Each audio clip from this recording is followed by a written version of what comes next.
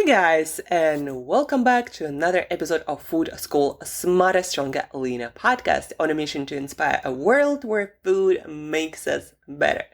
Guys, as I'm transitioning more and more into brain nutrition for productivity, focus, alertness, for all the beneficial neurochemistry that is happening in our brain.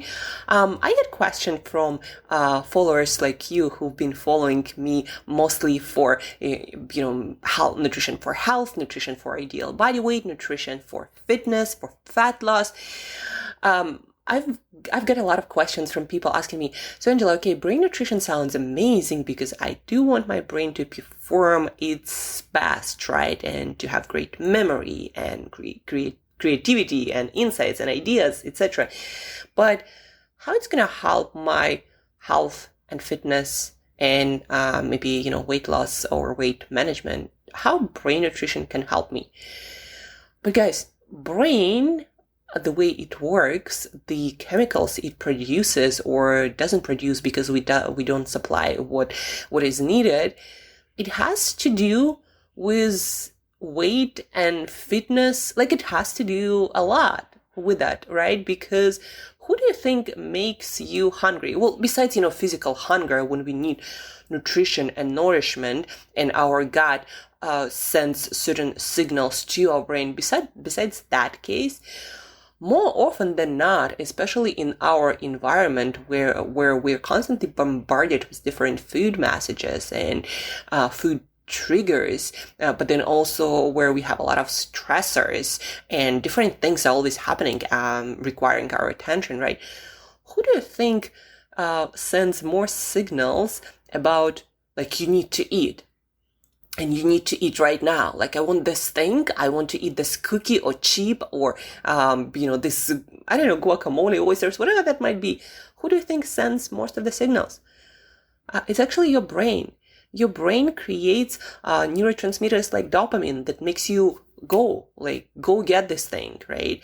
Or serotonin that makes you, when we produce enough serotonin, we'll feel calm, peaceful. Serotonin also regulates sleep and appetite and also to some degree memory, right? All this neurochemistry is actually happening mostly in the brain. Yes, there is a lot of, serotonin in our gut, but not a lot of it at all reaches our brain that makes decisions and makes us go or not go, right? In a case of certain inhibitory neurotransmitters. So basically neurotransmitters that makes us stop.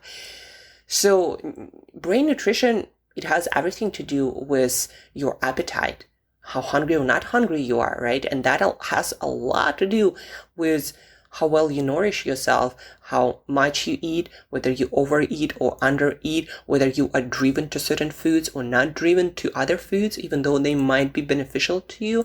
So brain nutrition, it has a lot to do with it. And today, guys, let me give you some practical value how brain nutrition can actually help you to regulate your appetite instead of constantly craving things or feeling hungrier when you don't really need more nutrients. So serotonin, I already mentioned it. It's a neurotransmitter, neurochemical that's created. It's created in our gut, but also the one that helps us to make decisions in our brain, or, for example, regulate appetite. It is created in our brain, and again, serotonin helps to regulate sleep cycle, our mood. So sleep, mood, and appetite. That's where serotonin really shines, so to speak, right? That's where it's important. Serotonin. To get serotonin and make use of it, we need this amino acid, a building block of certain proteins, tryptophan. So you might have heard about it in relation to turkey, and we're going to talk about turkey. So we need tryptophan, but tryptophan, even though seemingly it is, what serotonin is made of, we also need B6 vitamin. That is obviously a vitamin, but we need to make it to make serotonin. And another thing, we need to have carbohydrates either immediately after our tryptophan and hopefully B6 rich meal, or right with that tryptophan. So we need to eat carbohydrates. That's why, sometimes people who eat dinners, I used to be one of those people, by the way, people who eat dinners that have all this protein rich in tryptophan and probably rich in B6 vitamin, but there are no carbohydrates. That's why you might feel hungry even though you might eat a lot of calories, and you don't need calories, for example, for energy. But because your body is not able to make serotonin, because there are no carbohydrates, or not able to make use of that serotonin, that can keep you hungry. And for me, what it translated into is I also couldn't fall asleep. And now I know why, and now you know why. So to make the most serotonin, we need to eat tryptophan, we need to eat this vitamin B6, we need to eat carbohydrates with our meal. And now, of course, the next question is, so where do I eat this tryptophan? What are the foods that are rich in that? And also B6, right? We already mentioned that we cannot make serotonin without tryptophan and without B6 vitamin. Let's talk about tryptophan first, this amino acid, a building block of protein, and that's why, of course, it's in protein-rich foods, but a lot of foods have protein. So the richest sources are lean chicken and turkey. So yes, turkey can help you feel satiated and maybe feel a little bit easier to fall asleep than not necessarily sleepy, but it does help with sleep regulation, serotonin that is. And turkey and lean chicken are super rich in tryptophan. That is the amino acid again that we need to create serotonin. And to give you an idea how much lean chicken and turkey you'll need to get all of your tryptophan, even less than 100 grams or 3 ounces. Then we have beef. Also, usually leaner cuts have more. We have lean pork, again, less than 100 grams will supply everything you need.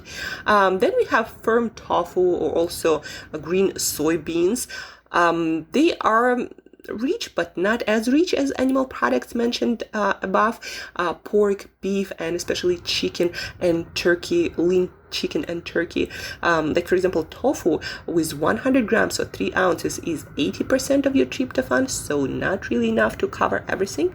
Salmon and probably a lot of other kinds of fish like tuna or cod is more than 100% with just 3 ounces, again 3.5 ounces or 100 grams.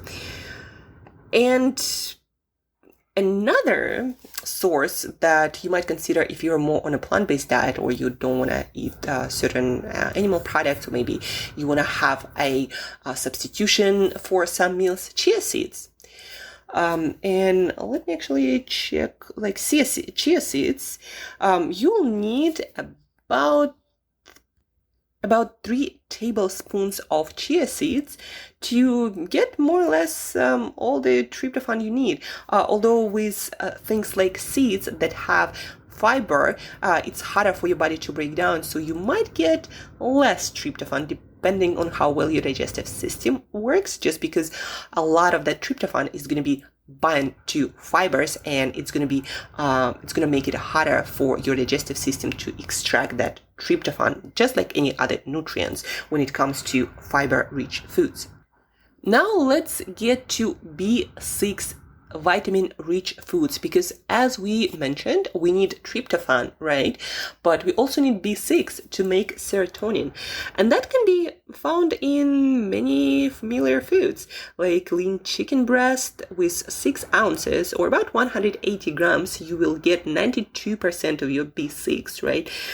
Salmon, same serving, 6 ounces or 180 grams, 94% of B6. We have lean pork chops, we have 54%. Then we have fortified tofu, so I'm not sure if that's fortified with B6 or not. We have 66% per cup, and then we have beef, that also about 50%, and then we have not a lot, but a few plant-based sources that you can add to your diet, to your meal plan to supplement animal sources, so you get all the and plenty of vitamin B6. When it comes to plant-based sources, chickpeas are probably the best source. 1 cup of cooked chickpeas is about 55% of your B6 vitamin, but make sure to use the water that you cook them in, because otherwise a lot of stuff gonna leak into that water. Then we have boiled potatoes, 1 cup, also sweet potatoes, is about 20% of your B6, 1 medium banana, about 20%, and that's about it. Other, vegetables like squashes or rice or some nuts, some onions, they would give you 10 to 5% per cup, half a cup, mostly cup, and nuts 1 ounce is 5%. So if you eat a lot of plants on the top of these animal products like fish or pork or beef, you're gonna get all of your tryptophan, and you're gonna get your B6, and accompanied with some carbs, like maybe adding sweet potato or potato to your meal with tryptophan, meaning, pork, fish, beef, and you're gonna get your B6, you're gonna get your tryptophan, and you're gonna get your carbs to make use of that serotonin to regulate your appetite, your sleep, and your mood. 3 major factors, guys, that affect how much you eat, what you crave, what you don't crave. So to recap this episode and make it really practical, let's say at night, that's when you usually have your cravings. And maybe your sleep might also use some boost, and maybe your mood at night also, right? So for your dinner, have about 6 ounces, definitely not less than 5, of either lean chicken or turkey, some sort of fish, not necessarily lean, salmon is also great, or beef, or lean pork chops. So have some of that. It's also going to provide a lot of B6 vitamins, so tryptophan plus B6, and add some carbohydrate source that is also rich in B6, maybe sweet potato, maybe some chickpeas, maybe even, banana for dessert or before your meal, depending how you like it.